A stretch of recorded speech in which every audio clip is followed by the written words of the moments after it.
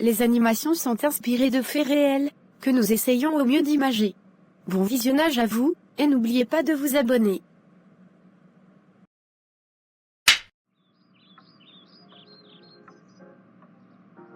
Maman. Pourquoi t'es encore debout? À cette heure-ci? Moi-même je pensais que tu allais rentrer avec ta sœur. Elle est où? Depuis je l'appelle elle est sur répondeur. Ah bon? Mais elle a fini à 15 h aujourd'hui. Il va être 22 h là. Mais toi tu viens d'où d'ailleurs? Comme tu sais, tous les jeudis après-midi on a réunion de prière à la maison, je suis parti accompagner des frères à la gare. Vous et vos réunions de prière, je suis pas contre, mais si ça m'aide pas à devenir plus riche et à me débarrasser de mes problèmes financiers, on va tout arrêter, je vous préviens. Maman, tu peux pas dire ça. Le Seigneur n'est pas un marabout, ça se passe pas comme ça. Toi-même tu sais d'où le Seigneur m'a sorti. Comment il m'a délivré de la délinquance, tu devrais être heureuse ne serait-ce que pour ça. Va là-bas. Comme c'est ça qui paye mes factures là. Maman. T'as oublié ce que la parole dit dans Proverbe 19 verset 21? Il y a dans le cœur de l'homme beaucoup de projets, mais c'est le dessein de l'Éternel qui s'accomplit. En attendant va retrouver ma fille, tu vas me parler de tes versets bibliques plus tard. Va regarder chez sa copine Massima. Ok maman. Maman, t'es au courant que le meilleur ami de Mathéo est sorti de prison? Qui ça? Farid? Oui, Oh non. Il va encore entraîner ton frère dans la délinquance. bah, apparemment il a changé, il s'est radicalisé dans l'islam en prison. Il a même frappé sa sœur Aïcha pour qu'elle se voile. Radicalisé? Frappé? C'est bon. On va déménager. Oh maman, t'en fais un peu trop là. Tu le fais exprès ou quoi? Il est hors de question qu'on reste dans ce quartier. Ton frère ne va pas côtoyer des radicalisés de mon vivant. Tu vas espionner tous ses faits et gestes, et me dire tout ce qu'il complote avec son ami, à partir d'aujourd'hui. D'accord maman. Bien. Voilà la radine. Ta sœur elle est pas là. Mais ta sœur sait peut-être où ma sœur se trouve? Non ma sœur sait pas. Je la punis, elle va pas sortir de sa chambre. Tu sors à peine de prison et tu punis ta sœur? Hamdoullah. J'ai rien à me reprocher. Elle respecte pas la religion. Je règle ça avec des coups de poing, et des punitions. Et donc pour toi Dieu a besoin de tes coups de poing pour se faire entendre? T'as une meilleure solution toi? Bah oui. La Bible. Et elle dit dans Jean 16 verset 8. Et quand il sera venu, il convaincra le monde en ce qui concerne le péché, la justice, et le jugement en parlant du Saint-Esprit. Le Saint-Esprit tu dis. Vas-y. Sors de chez moi s'il te plaît. Si tu remets tes pieds chez moi pour me parler de ta religion, je te tue. Pas de souci.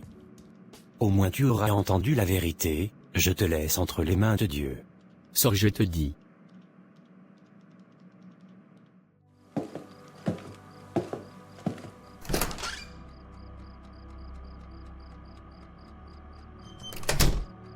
Maman? Oui Nassima. Pourquoi tu t'enfermes ici dans le noir? Je sais pas, j'arrive pas à dormir avec tout ce qui se passe dans cette maison. Ah. Du coup t'as pas entendu la dispute dans le salon avec Farid, et le frère de Sephora? Ah bon? Il s'est passé quoi? J'ai entendu du bruit, mais je pensais qu'ils discutaient juste fort. Discuter? Le frère de Sephora est venu nous évangéliser ici. Farid l'a bien menacé et chassé dehors. Et ton père est au courant? Non pas encore. Mais tu dois réagir vite. Parce que si papa sait que tu laisses Aïcha fréquenter des chrétiens, il va encore te battre. T'as raison, je suis fatigué de tout ça. Je vais aller parler à ta sœur.